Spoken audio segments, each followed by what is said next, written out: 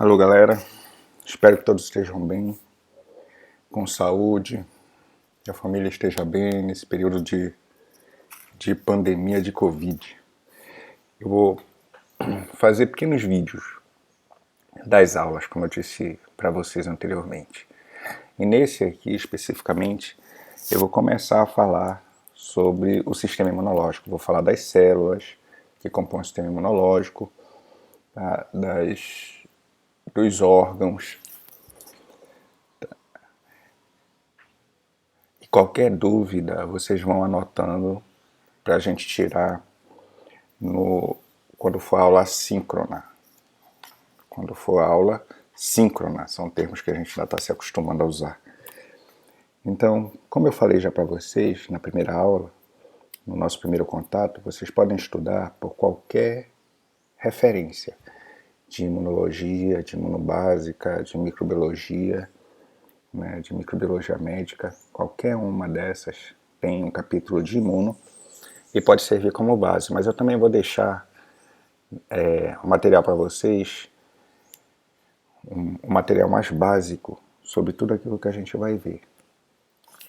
Tá? E também vou deixar uns artigos, que são esses aqui, que vão falar a respeito da imunologia na Covid, na resposta à infecção pelo coronavírus, que tem alguns termos que são interessantes, que a gente vai estudar sobre esses termos. Não vou passar depois mais atividades, perguntando dos termos, o entendimento do artigo. Tem um artigo só que é em inglês, os outros vão estar em português. Tá? Por exemplo, essa revisão, na verdade os dois artigos são de revisão. O papel da imunidade inata, tá? Que é o que a gente vai ver hoje, na Covid-19. E também vou deixar um material que é muito interessante da Organização Mundial de Saúde. O que nós sabemos a respeito da resposta imune contra a Covid? É como se fosse uma apresentação de PowerPoint, mas que está em PDF e que vai trazer alguns termos que a gente vai começar a aprender hoje e que depois que nós estudarmos os termos, vocês vão ver de novo a apresentação e vão ter um entendimento muito melhor do que numa primeira vista. Vocês lembram de células de defesa, né? Quais são as células de defesa? São os leucócitos, os glóbulos brancos. Então sempre começa com um hemograma, falando do hemograma, porque no hemograma vão ter as células de defesa. E vocês vão fazer leitura de hemograma durante a vida toda profissional de vocês. Então o hemograma ele é dividido em 3 partes. A série vermelha, que trata das hemácias, né? Tudo isso aqui vocês vão procurar saber o que é. Tá? Então tem a série vermelha, que vai falar de anemia, de hemoglobina. Então vocês vão pesquisar o que é hematócrito. Essas siglas, RDW, VCM, essas siglas dizem respeito à hemácia, ao tamanho da hemácia, ao volume da hemácia, à cor da hemácia. Então, são essas siglas aqui. Vocês também podem ver o significado de cada uma delas. Né? Aqui são os valores obtidos, aqui são as unidades. Então, cada parâmetro pode ter uma unidade diferente. Grama por decilitro, micra cúbica, picograma. Então, por aí vai. E aqui os valores de referência. Então, vocês vão olhar aqui e vão ver o valor de referência. No caso dos leucócitos, que são as células brancas de defesa, e são as células que a gente vai estudar hoje. Tá? Por exemplo, aqui são os valores obtidos, os valores de referência. 7.870 está entre um intervalo de referência, então está normal. Milímetro cúbico, ml de sangue. E aqui a série das plaquetas, que estão envolvidas no processo de coagulação sanguínea. Lembra sempre que o melhor é o equilíbrio, é dentro da referência. Valores mais baixos, valores mais altos, de qualquer coisa que seja, não é bom. Tem que pesquisar para saber o que é que está acontecendo. Quais são as células de defesa que vão estar presentes nos leucócitos? São essas 5 aqui: os eosinófilos, os basófilos, os segmentados, que são os neutrófilos, os linfócitos e os monócitos. Notem que essas células aqui, elas estão zeradas, ou seja, elas não circulam na periferia, elas não estão presentes na circulação periférica, são células medulares. Quando esses valores estão alterados, quando tem a presença dessas células na circulação periférica, pode ser que tenha algum problema medular. Então vai ter que investigar. Todas as células sanguíneas são derivadas de uma célula tronco que é produzida na medula. E essa célula tronco, dependendo do estímulo que ela recebe por meio de citocinas, elas podem se diferenciar no precursor linfóide e no precursor mieloide. O precursor linfóide vai dar origem aos linfócitos. O precursor mieloide vai dar origem a todas as outras células sanguíneas que não linfócitos. Quais são essas células? O megacariócito, que vai dar origem à plaqueta, o eritroblasto, que vai dar origem ao eritrócito, geralmente blasto é sufixo de célula jovem. E os leucócitos, que são liberados da medula para o sangue periférico. Neutrófilo, monócito, o eosinófilo e o basófilo. Que fazem parte da imunidade inata. Primeira linha de defesa, é inespecífica, ou seja, combate todos os antígenos da mesma forma, depois a gente fala de antígeno. E não tem memória imunológica, ou seja, o primeiro, o segundo, o terceiro, o milésimo contato, a resposta não muda. Ela não aumenta nem diminui, é sempre a mesma. E o precursor linfóide, dependendo do estímulo, por meio de citocinas, pode se diferenciar nas células NK, nos linfócitos B e nos linfócitos T. Notem que nesse desenho, o linfócito B e o linfócito T têm algo que as outras células não têm, que são os receptores específicos para antígeno, que a gente vai ver depois. Os linfócitos T e B fazem parte da imunidade adaptativa ou adquirida. Ela demora mais tempo para acontecer, né, uma segunda linha de defesa. Ela é específica, então uma resposta específica para cada tipo de micro-organismo. Quer dizer que uma resposta contra a dengue não combate febre amarela. Uma resposta contra Covid não vai combater gripe. A resposta é específica. E essas células podem se diferenciar em células de memória, que vão fazer com que a imunidade seja duradoura, geralmente para o resto da vida. Então, em resumo, nós temos 2 braços da imunidade, didaticamente falando. Que é a imunidade inata natural e adaptativa ou adquirida. As características, que a imunidade inata é inespecífica e não tem memória, a imunidade adaptativa ou adquirida é específica e tem memória. Vou falar um pouquinho sobre cada célula. Os neutrófilos são polimorfos nucleares. Poli, várias formas de núcleo. Aqui o núcleo é trilobular, que são as hemácias. Aqui é o leucócito. O neutrófilo é um fagócito, faz fagocitose. E a fagocitose é mais efetiva contra antígeno extracelular, por exemplo, bactéria extracelular, fungo.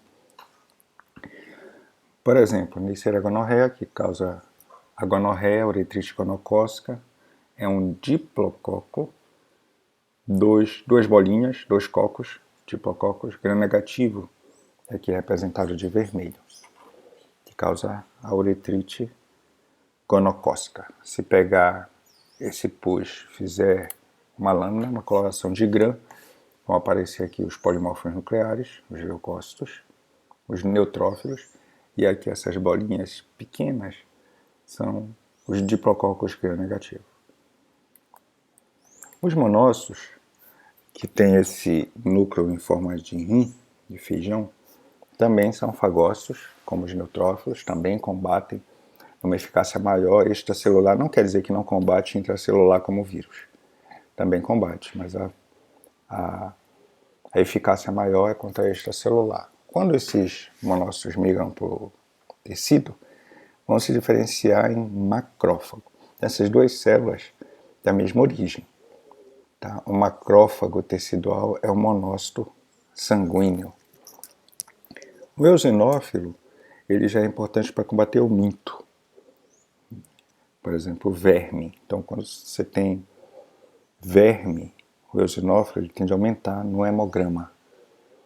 Tá? Nem sempre isso acontece, logicamente. E também são importantes no processo alérgico, não para gerar alergia, mas dentro do processo alérgico, ele é importante principalmente na asma. E a outra célula da imunidade inata, que também está circulando pelo sangue, são os basófilos. Eles têm esses grânulos mais escuros aqui, ó. Os basófilos são importantes no processo inflamatório. Não são fagócitos profissionais, são importantes no processo inflamatório. E dentre esses processos inflamatórios, as alergias. São células importantes no processo alérgico. Esse basófilo sanguíneo tem uma célula semelhante no tecido, que é chamada de mastócito. São células que não têm a mesma origem.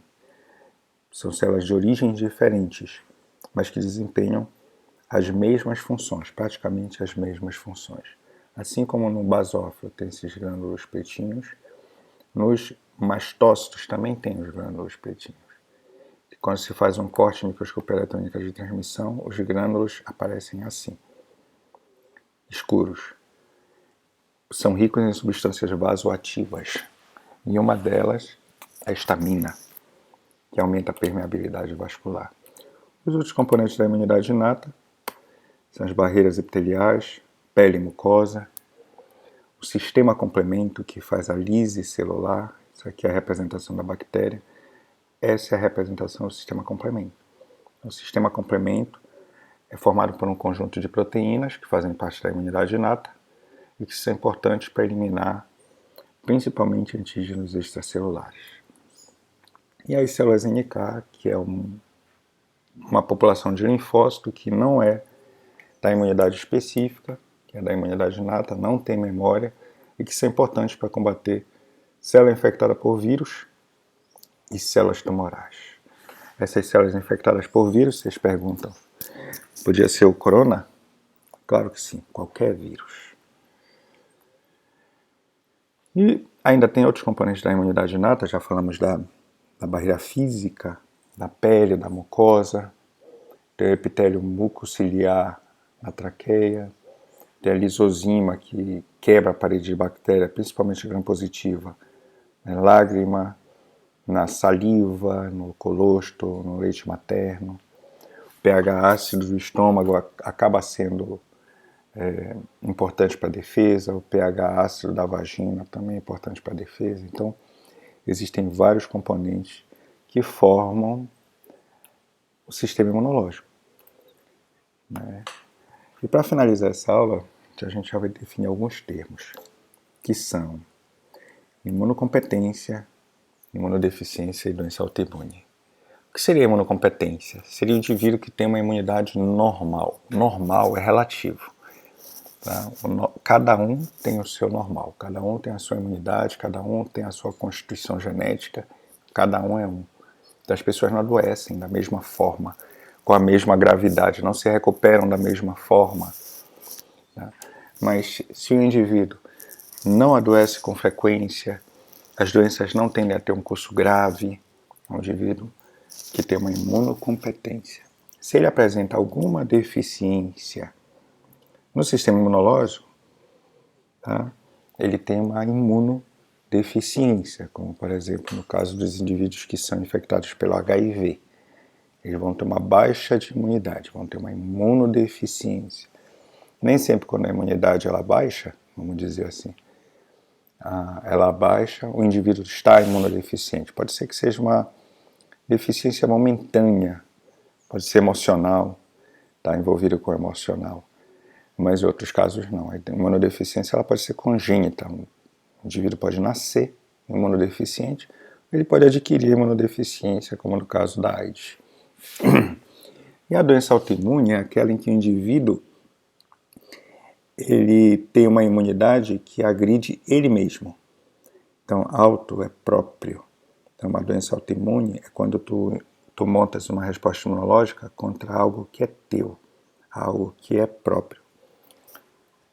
Né? E as doenças autoimunes, elas têm caráter mais ou menos grave. Aí depende de uma série de fatores. Por exemplo, o lúpus eritematoso sistêmico é uma das doenças autoimunes mais graves. Tem variações, tem vários tipos de lúpus, em várias gravidades, um mais brando, outro mais grave. E o indivíduo monta a resposta imunológica contra a sua célula renal, contra o seu próprio DNA, e aí por diante.